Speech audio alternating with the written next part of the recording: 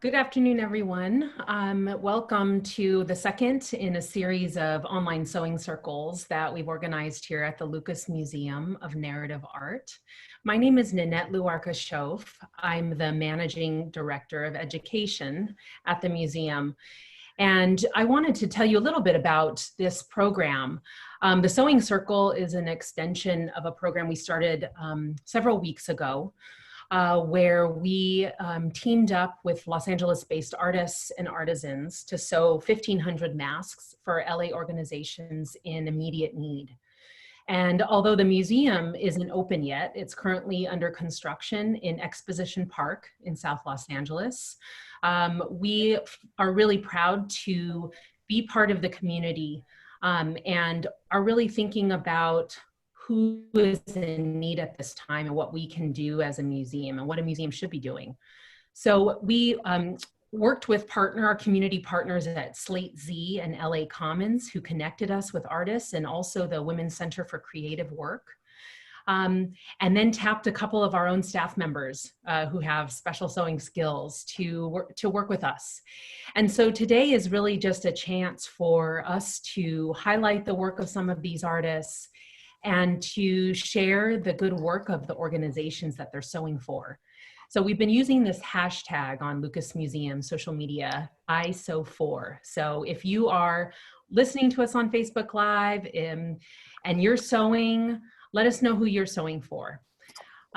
So today's conversation, it is inspired by sewing circles that have long been a space for people to have open conversation and build community and share stories and learn from one another.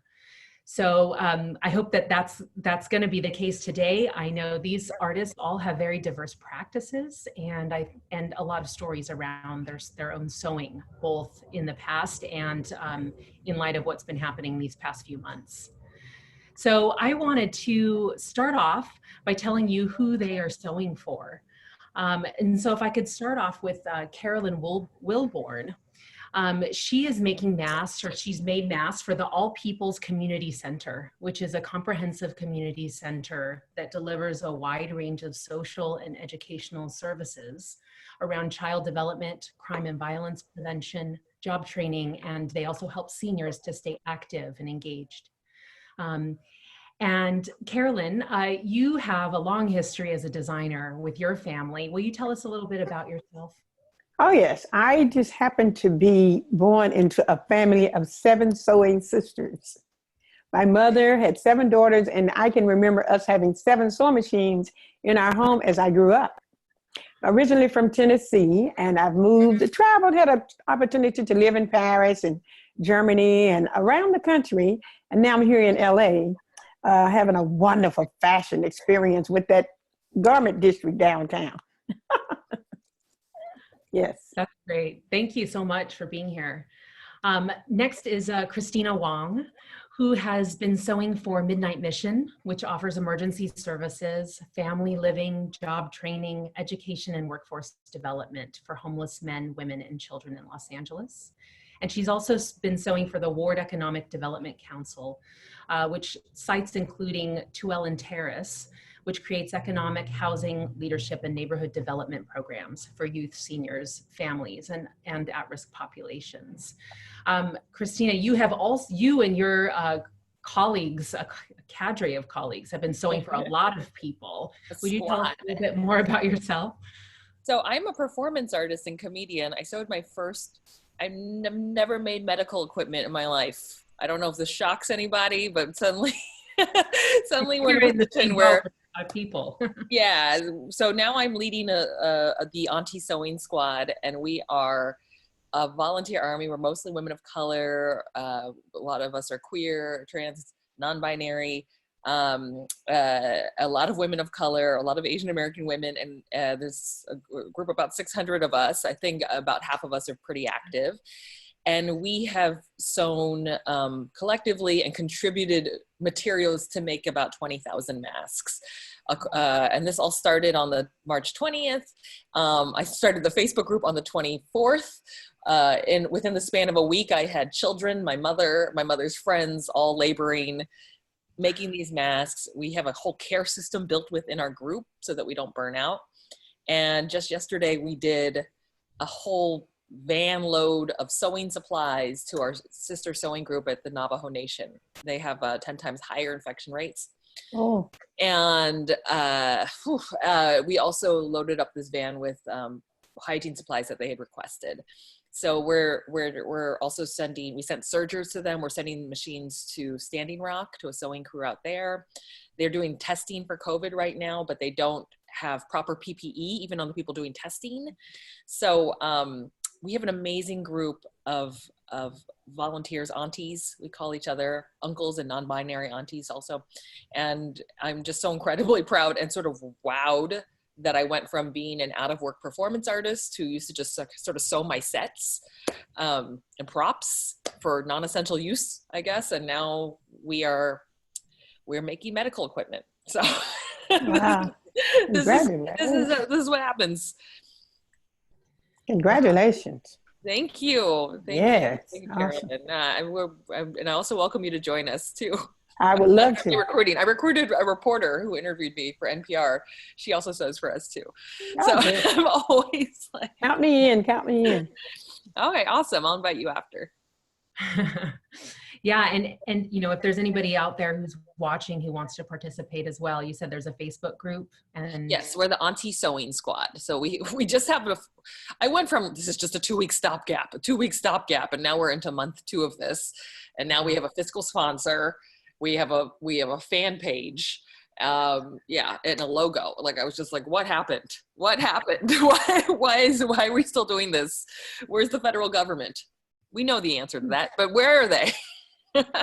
Riding the wave, man. And you know, it's like, it's interesting too, to like for some of us are carrying on business as usual while also kind of living this double life, or the specter of a new kind of normal, a new kind of life. And so like folks like Alina Campbell, who is actually a senior registrar at the Lucas Museum, you know, you've been working full time, even while you've been sewing for the St. John Well Child and Family Healthcare Clinic in Los Angeles.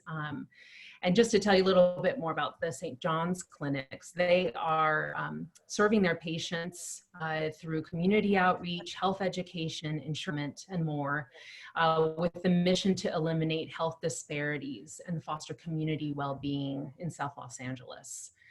And Alina, you're not in Los Angeles. You're part of the Lucas Museum Northern California crew. Yep, absolutely. Bay Area. Woo! Sorry. LA too. I used to live there in Pasadena. Yeah, will you tell us a little bit more about your background? Yeah, I am the Senior Registrar at the Lucas Museum, but my main role is actually to take care of the costume collection. So I get to do that up here at some point. During that, and also too, I'm a freelance fashion designer, so that's kind of my background and how I started sewing. Actually, I started sewing a long time ago, and with home ec, and actually before that, even with my grandmother. So I kind of learned on her Victorian treadle sewing machine, which actually I have here, her Singer sewing machine, which I cherish because it's just incredible that I have that history still sewing with me. And then I went to home ec in junior high, and luckily in high school they had a fashion merchandising class really quick. Suddenly at 15 I decided I was going to be a fashion designer. So, and I was going to go to New York City, and I was going to go to the Fashion Institute of Technology to get my degree. My mom's like, okay, great. Luckily she was very supportive and she let me do it. So I went there, met celebrity stylists and kind of worked with them, and I've done a lot of work for videos. So I've done a lot of custom work for like Britney Spears, Mary J. Blige, Eve. Yeah, so a lot of really cool experiences. And then I moved to LA, and I continued with designing for videos, but also too worked at the FIDM museum, so another costume collection. So it's like costume collection museum work has always been kind of the foundation of what I do, but I've always sewn and I've always designed on the side. So that's kind of my background. Wow, so 3 really different sewing plays a really different role in all of your daily lives.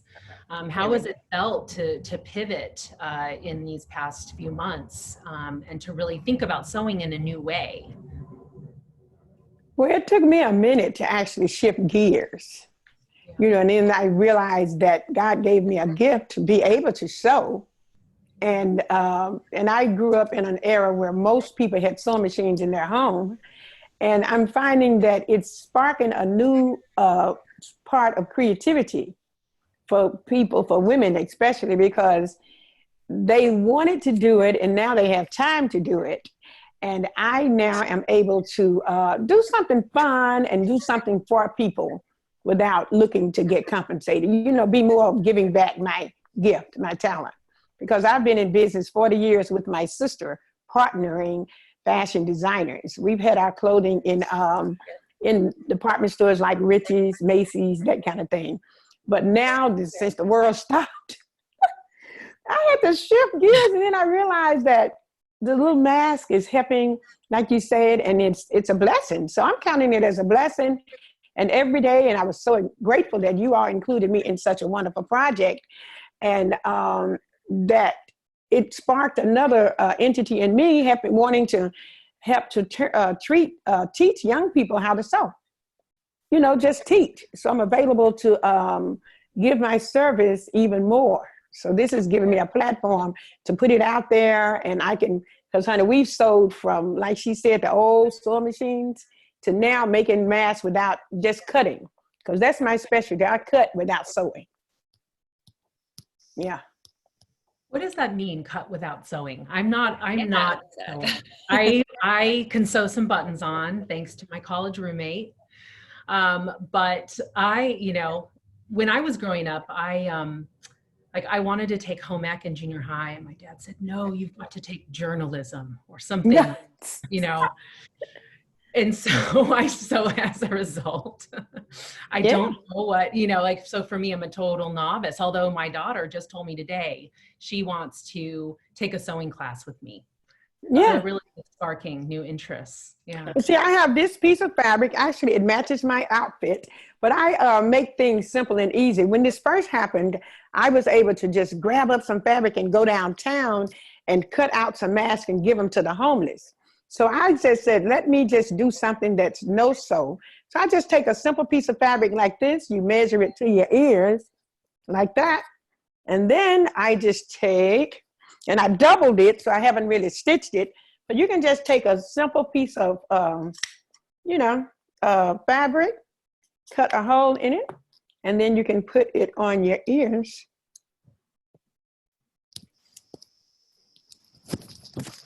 Like that. Oh.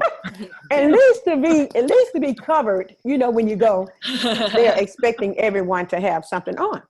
Simple as that. Take a t-shirt, a scarf, handkerchiefs, you know, and just cut sew.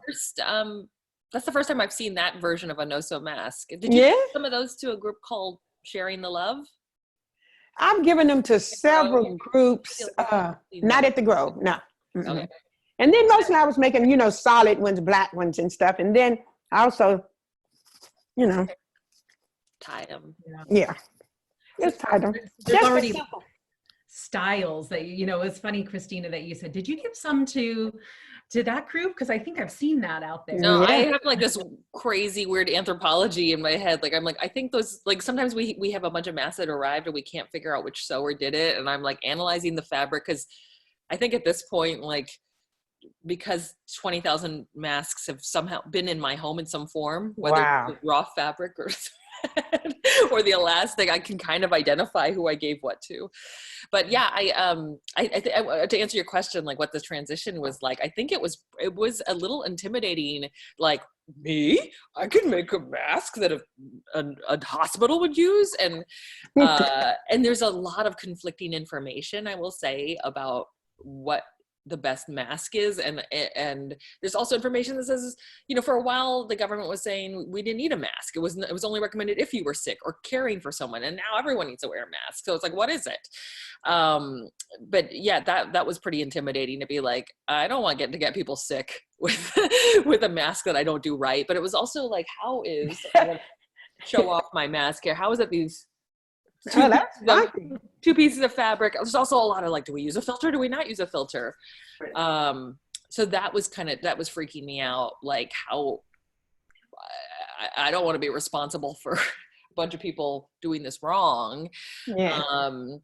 But the demand was insane. And I learned very quickly who in my life sews and doesn't sew, and how many people are like, I've known for a while how many people are afraid of sewing. I have one friend who comes by with like a burrito and snacks, and I like fix the buttons and hem the holes, and and I'm like, this is easy shit. I don't know why you need, but whatever, I'll take the burrito, you know. So and now I'm really seeing like, where was everyone in middle school during home ec? Exactly. The mask is like the easiest thing. There are very simple mask patterns online, but something about cutting, people can program a computer half to death, but they can't like make, like, to me, I use a Hello Kitty sewing machine, BTW. Yeah. To me, a sewing machine is just a fancy stapler. Oh yeah. So that's like all of those insane to me. It was like, how is it that the difference between life or death is on a Hello Kitty sewing machine right now? So yeah, it has been a very big transition to go from for the most part making non-essential stuff to this kind of critical stuff, to fielding requests from fire stations, nurses, and like, it's not just the sewing to me, it's not just the labor, but I'm really understanding in this community of sharing fabric, like that has become currency, is our time, our labor, our talents, and fabric, which is so difficult to find right now. I've learned there's no supply chain. Like the first few weeks of this, there were people in my group who were sawing the elastic off their sheets. Yeah. Oh yeah, my sister. Were you doing that, Carolyn, too? And like, no, my sister called and said, she said, you know, the fitted sheet, she said, there's a lot of elastic, but fortunately being in LA, when they first announced it that day, I went downtown and there were guys selling rolls of elastic out of their car. Wow. Yeah. You know, so, and it was like out stores. Yeah. Yeah. So it was hard for a minute, but now you go down there and everybody has opened wide up. I'm going to share one crazy story and then not suck up so much time. But a hospital in LA, which wants to be unnamed for PR reasons, even though we all know everything's a mess right now, they were delivered federal government masks that were broke. The elastic was brittle. And so the masks were falling off the doctors' faces, and they were using tourniquet ties to kind of keep these masks in place. So a coordinator from another mask group reached out to me because a doctor reached out to a relative, reached out to her, reached out to me, who has 1/4 inch flat elastic. And I was like, I just bought out a store today.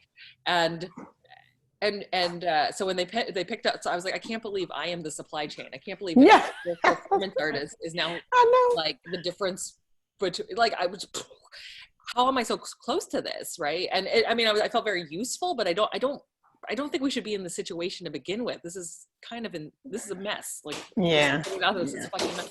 And so when I asked, do they not need us to fix it? Because that's what I do now. I fix medical equipment.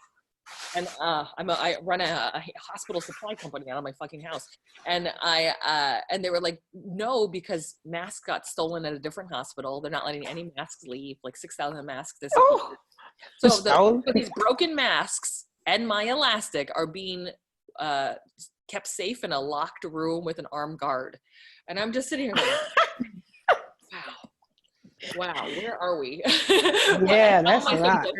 Like, this is so weird. Everything's upside down. Right now, I feel like this is gold. It is. It is so gold. Yeah, it is. I can't get it. Like, I tried on Amazon to get a roll, and it's now a month.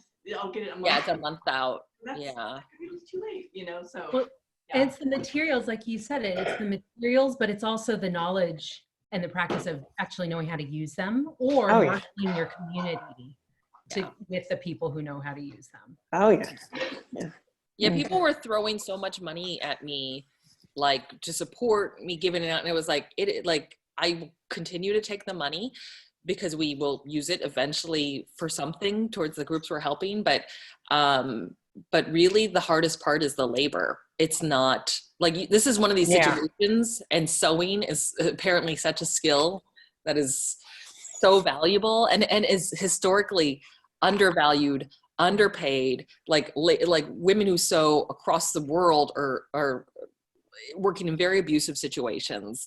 And now it's like, guess who's going to save your ass now? Like the same people that you don't, whose labor you never valued, you never paid enough for. And it is a craft. Yeah. And I don't think it's that tricky to learn, but but if you get really in the weeds of sewing, it is a craft that I hope people will value. And really, so who taught, how did you all learn? So there was a combination of kind of training, formal training a la home ec, but was it somebody who taught you how to learn, and kind of what did that mean to you at the time? Well, me personally, as I said, at 2 or 3 years old, my mother worked full time. And then when she would get off work, she would come home, and all of my sisters were older. So she taught them how to put on buttons, how to hem dresses, how to hem the outfits. And then me personally, being the smallest, we would have to clean up the scraps around on the floor. And then eventually, as we got older, we would always have to thread the needles, put buttons on and stuff. So it's just been a part of my life. I remember my aunt was going blind when I was little, about 5 or 6 years old. She was like, baby, come in here and thread this sewing machine. So it's just a part of my life, you know, and I'm just grateful. But me and my sister, I've made thousands and thousands of dresses. I do this every day. I sew every day, all my life, for years. Yeah. Yeah. So. What you, so you know, what was sewing for you as a young person? Oh, who, me? Yeah, you, Oh, Alina. sorry. I got distracted. I worked with my grandmother through sewing. I think that was very important to start that way. My mom also sews, so she's also sewing masks right now too. She's retired, so she can sew a lot more than I can. She's probably listening. I don't know. And then I did a little sewing in high school too, and I realized I really loved it. And then went to college for it and seriously learned how to sew there. You know, it's at FIT, they teach you the basics of how to make a garment from start to finish, you know, from pattern making on to the final garment. So, you know, it was the professional sewing classes, which was amazing to, take. And then also too, I had a certificate in leather fashion design too, so I took another year just to concentrate on leather, which is a whole different, type of sewing. So I think also too, sometimes I take for granted sewing is a definite skill that I've just learned it and I just know it for so long. But like for my sorry, Rachel, my sister, called me up the other day. She's like, I'm so afraid.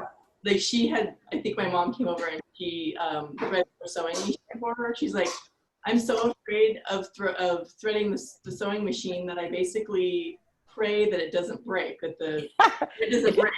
She's like, I'm like, well, you could like knot it at the top with a new, thread and like just pull it through. And then finally she's like, the thread broke. Yeah. I'm like, oh my gosh. For me, it's just like very simple. Like you can figure out pretty much how to, create a machine if you know the basics, but I don't know, you kind of take it for granted that you know so much about it. So it's so natural. Yes, definitely. Yes. Mm-hmm. I learned from my grandparents were immigrants from Toisan, southern China, and they opened a laundry in San Francisco, which is a very common Chinese immigrant gateway profession in San Francisco. So my grandmother would like sew buttons and stuff like that, and my mom would also help make. She would make clothing, like would pick out a pattern, and I would help, and I would do a lot of watching. I also did home ec in middle school. I went to public middle school in San Francisco, and we had the meanest teacher. Her name was Mrs. Yeah. She would like threaten people. Like she was not. In our first projects, we buy these pre-cut pillowcase kits, right? Like we had like mine was like a bear pattern, and you sew, and that was like the project for the few weeks that we'd work on buying batting and I actually don't iron with my masks. I cut like one corner. I'm not super precise like in those tutorial videos, and I think it works. Yeah. I just do it till it works. But yeah, I watch a lot of YouTube videos to help me figure things out if something's stuck with the machine. Or I'm not as good as you two. You two like good stuff. Like I make it stick together, which is all you have to do. Yeah. Well, that's the good thing about it, though. You can, you know, there's so many different levels, and as you say, it's about confidence. But if you're bold enough to take the scissors and let's try it. That's how we got as good as we were, is because we let go of the fear. You know, feel the fear and do it anyway. Yeah. And that's why I like to inspire young people to just do it, and then because that's where. That to me has been my biggest thing, making something that was a mistake. People love it. Those were the things that sold first. Because like this is one of the masks that they have on online. Beautiful. Yes. Now this I took African fabric. It has the pleats. That's gorgeous. And it has the pleats, but the good thing about this one is it's reversible. See, it has the pleats. I put a little thing in it to make the nose so that it would fit. And so, see, it's like a project. Oh, that's gorgeous. Yeah. You know, like that. And the good thing about it is it's reversible. Yeah. Because I put the little piping in it, and it took me a minute to perfect it because I had to look for the right ingredients. I have a filter in it. It's 3 layers, and it has a filter in it, and then it has this little piping. So you can wear it on the black side.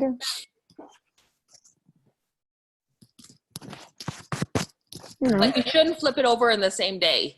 No. And then the good thing about it, these are 3 levels and they're washable. Yeah.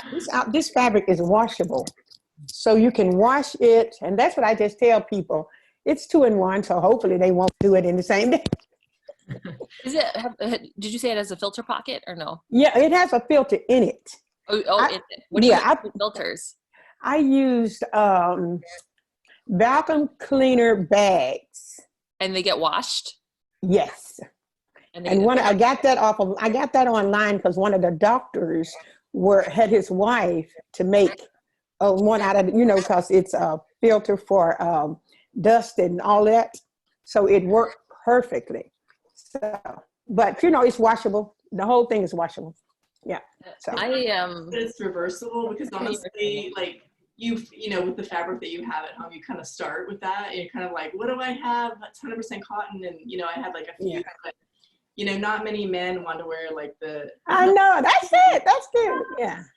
You know, so it is so nice that you that's good. The back, you know, so someone has a second option.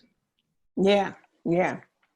Right. Here's mine. So I gotta keep everyone tuned in. Oh my God! What in the world? I love that. So this is a pattern.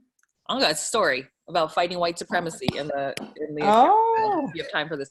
So there was a pattern called the Foo face mask that was on freesewing.org, and we didn't know why it was called that, and we were like, it's so weird. Why is it called that? Is it a reference to Kung Flu and Kung Fu, or like a vaguely Asian term? And finally the concern was coming up enough in the group because we kept casually referring to like, okay, I finished 20 foos, they were like, you know, we have a lot of questions about why it's called this. So I wrote them, and it was the designer's a guy in Belgium, and he said to honor Asians for wearing masks before it was cool, I Googled Asian last names that start with F because all my patterns are alliterative, and came up with Foo, liked it, and named it. And it was just like, that seems so arbitrary. Like, you honored us by finding a random Asian sound, and what? And incidentally, this guy also has a necktie pattern named after Trayvon Martin, which doesn't actually feel very tasteful to me, but that's another point. So we actually got this weird, like, long, they were like, we're not racist. And I'm like, well, it's actually really kind of racist what you did. And they're like, but. And then some guy was like, I'm married to an Asian woman. I think you're the problem. And it was like this big, long back and forth. So anyway, the point is they renamed the pattern. They didn't apologize. They now call it the Florence face mask. And we've renamed this the Uncle Van Wyn pattern because Van Wyn is an actual human being who we want to honor, who's in our group, who sews. And anyway, so this is the Uncle Van. That was a long story to tell you about the Uncle Van Wyn pattern. And but I've adapted it because the fabric is so thick. It was donated from interior designer, so it tends to be thicker. So rather than 3 layers, I put the thing on the side. And we were like stressed out about including filters, but now we just tell people to put paper towels or coffee filters. Yeah. Because it can get kind of expensive and overwhelming for us to try to, like, I've never had to do so much research on filtration before. Yeah. Well, it teaches you a lot. Yeah. You all are doing such amazing work. I mean, do you remember the first thing that you sewed that you were proud of? Well, I actually remember the first dress that I ever made was when I was 10 years old. Oh, wow. I was 10 years old, and my mother would let me clean out her fabric closet. So she would like, go in there, fold up the fabric, and you can have 2 pieces. So I picked out this fabric that I loved, and I took my time and made this dress. It took forever.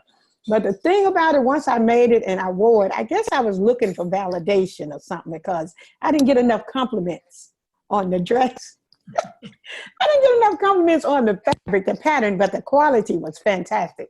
So I've made a conscious decision from now on, from then until now, that my fabrics speak for themselves.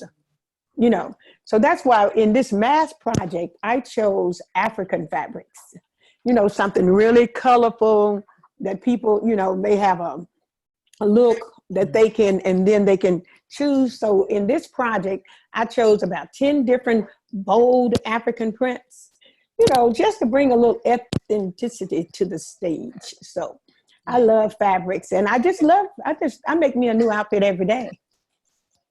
I do. Are you still sewing non-mask things right now during the pandemic? No, only for me. Yeah. Only for me, and then I make them to match. I make a mask to make my outfits, to match my outfits. Wow. Yeah, I'm starting to do that too. I'm starting to make fashion masks too. Yeah, so like, yeah.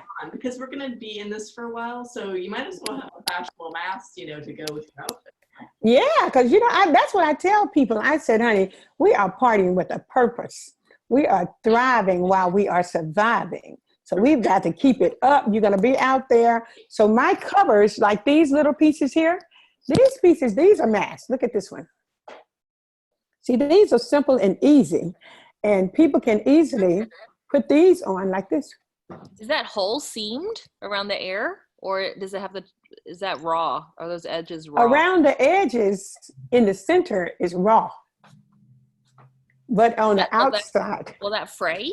No, it's out of a knit fabric. So this one is really not good for, this one is more of cosmetic. This is just a simple one for the masses, you know, just to put it on. And I recommend that they put on the little ones, the surgical mask up under this, you know. So it's just this one is more of a fashion statement to put on top of those other ones. Yeah, yeah. So Kristina, what did you make after that bear pillow? Did you get something to make something you wanted to? I mostly just sewed buttons and things. I made puppets as a kid, and then like only in the last 10 years started to make little dolls. I don't have any of them here because I've given them all away, but I would make dolls out of felt. And that was like the present I would give people. And I have this like tag that I would include on all my things, which I'm not including on the mask because it's not appropriate, but it says Kristina Wong made this instead of smoking crack. I'm going to, wow. I was like, it's not about me. We're not going to send this to the Navajo Nation, but it says Kristina Wong made this instead of smoking crack. You are something. Oh my. You are something else, Carolyn. You are funny. That's cute. It is. Getting a label made too. That's smart. Yeah. Well, we have to send 5,000 masks to First Nations this week, and I don't have 5,000 labels, and I also don't. It's like I'm like no, like not that serious. I'm sorry, my home phone is going off and it's a robocall, and we're just gonna let it ring. But yeah, I mean, I'm mostly with sewing props, and my whole backdrops for my set were made of felt. So my newest show is Kristina Wong for Public Office, which the tour is now postponed, but it looked like a campaign rally. So I had giant American flags made of felt and bunting and babies that I kissed that were made out of felt, and it was like a funny cute thing. So to transition from that to like, oh my God, you're gonna die if I don't sew this, has been like a moment of like, I'm doing what now? Yeah. Alina, I know you've made some creations. What was the first thing that you made that you were like, all right, I did this? Well, I made my sister's prom dress, which is very exciting. But after that, I ended up, I think like maybe my very first thing that I actually got out that was pretty big was on Britney Spears on her Britney album. That shirt is mine. But the funny thing is when the celebrity stylist I was working with came back, they're like, this is gonna be, you know, we have 5 things to choose from, you know, you design yours and, you know, other people will design it. Whoever, you know, whoever it looks best on, you know, whatever she picks is gonna be the one. So she picked mine. I was super excited. They're like, we've got good news and bad news. I'm like, well, what's the good news? They're like, well, it's gonna be on the cover of Britney's album. I'm like, that's awesome. Oh my God. Unfortunately, the photo they chose of it, she's totally covering it up. Oh. So you you'll be like, oh yeah. So it was kind of like a double-edged, like, oh, awesome, but like, and then also too in videos, you don't get credit. So there's no credit line or anything. I did, you know, slave for you video. I did like the gold lace shirt she's wearing, and overprotective video. I did like this turquoise shirt she's wearing. So lots of performances and stuff like that. But I think that was the one you're kind of like, yay, and then, oh, okay, you know, I'll take it. So yeah. This is also before social media. So, you know, like now I could post stuff that I've done, but you know, during that time period, it would MTV still play videos, and you know, it was a whole different world, and changed in different ways. But and so, Alina, your mom says hi on the chat. She also wants me to make sure that you can show off your grandma B's scissors. Oh yes, I was going to share that. Yeah. So when my grandma B passed away, I got her sewing machine, but I also got a couple other things. And this is the one thing I definitely asked for because she's famous for these sewing shears. Wow. That's a murder weapon. Right? Like my grandma B, so this is, these are regular sewing shears. Oh my God, what are you cutting with that? Isn't that crazy? So she was famous for this. So she would see a thread on your sweater or whatever and be like, oh no. And she would come at you with these things. You're like, oh God, please just get the thread. You know, like, anyway, so I cherish these. They go everywhere with me. And I'm in my sewing studio right now, and I usually have them hanging on the wall. That's beautiful. I would say a lot of us probably have things that have been carried down. Like I have a little tin of my grandmother's buttons and some fabric from the first Emporium Capwell, like it's wrapped in that paper. And this Hello Kitty sewing machine will be passed on to my non-existent ears. Yeah.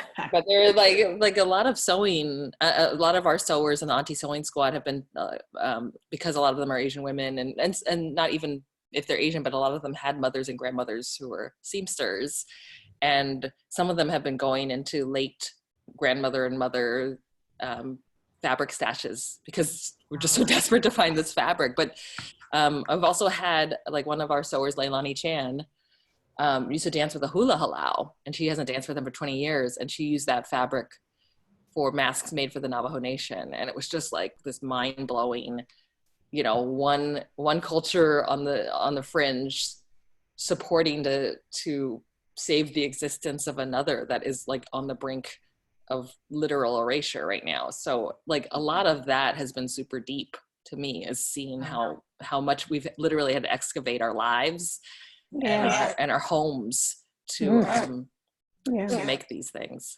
Well, and maybe I also like, this is kind of, you know, new agey, but maybe that also that kind of love in that fabric, and that protection from those years and that power is also going with that mask. Yes, definitely. Absolutely. Mm-hmm. To me, I feel like our group, we also pledged to send 52 masks to the NAACP, where Ahmaud Arbery, New Brunswick, Georgia, is that right?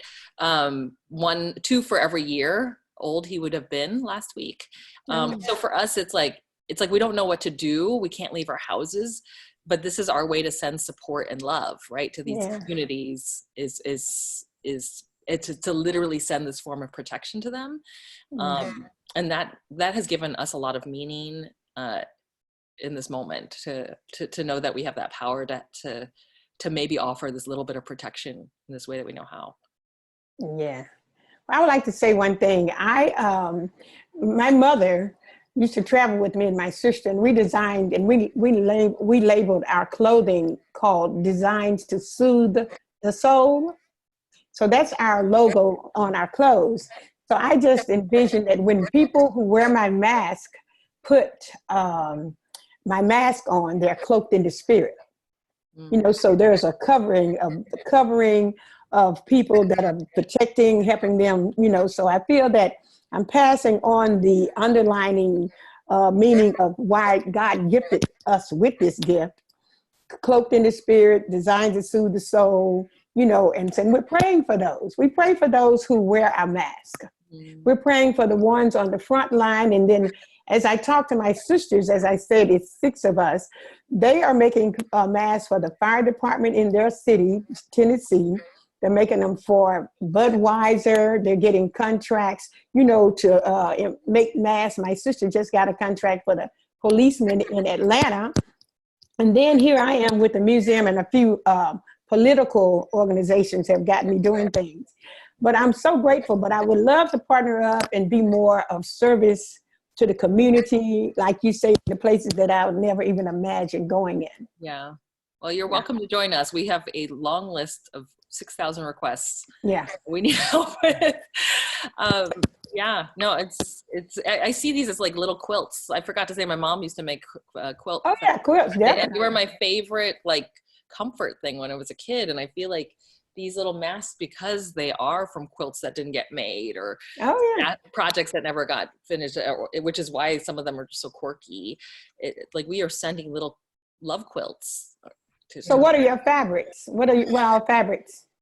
I mean, right now I'm dealing with stuff that's all been donated and some that were sponsored, because I basically went through my stash in the first 3 days. Yeah, I've got a lot of that I had been holding on to from a trip in Cambodia. There was like 2 yards of that, and I was like, great, I'm going to save the world. And okay, that's gone. You know, this is the Ruth Bader Ginsburg print. Is that cotton? Are yours mostly made out of cotton? This is this I believe was cotton. This was donated from you can tell this was probably a couch. Tapestry, upholstery looking.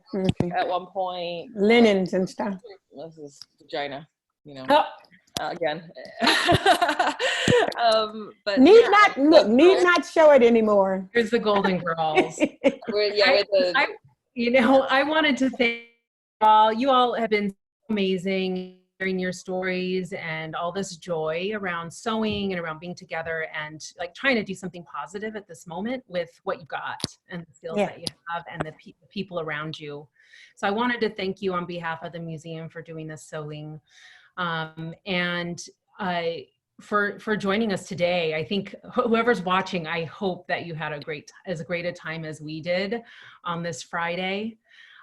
We've got one more sewing circle tomorrow at 11. Every conversation is different, so tune in again.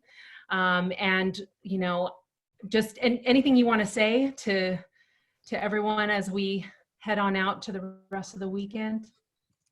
Stay safe and wear your masks. Yes. For everybody. And I would like to just say that if that creativity is busting forth to come out, let it out. Let it out. You got it. It's easy. It's comfortable. Just do it. I love that. I wanted to say this is a moment to find your power. And if you are bored, this is a great moment to learn to sew, because there's a lot of people who need that right now. I don't know how you could be bored. Like watching a world in free fall is not boring to me. But yeah, this is a moment to learn. Yeah, it can be overwhelming, and maybe something like sewing. It's quite soothing because it feels like you are progressing towards doing something about it. Yeah, and it's changing your life. It's changing. I was saying that one of the things that I would like to say to everyone that's going through this, which everybody is to look within and get some uniqueness, grow from this experience. grow with more compassion, more love, you know, be friendlier and happier as a person to yourself, and enjoy your life more, you know, because tomorrow ain't promised to any of us. And all of us are vulnerable. So just be your best self. Bring your A game. Bring your A game, people. Thank you all so much. Yes, God bless. Hey. Thank you. All right. All right, I think we're out. Thank you, Yes. everybody. Thank you. All right.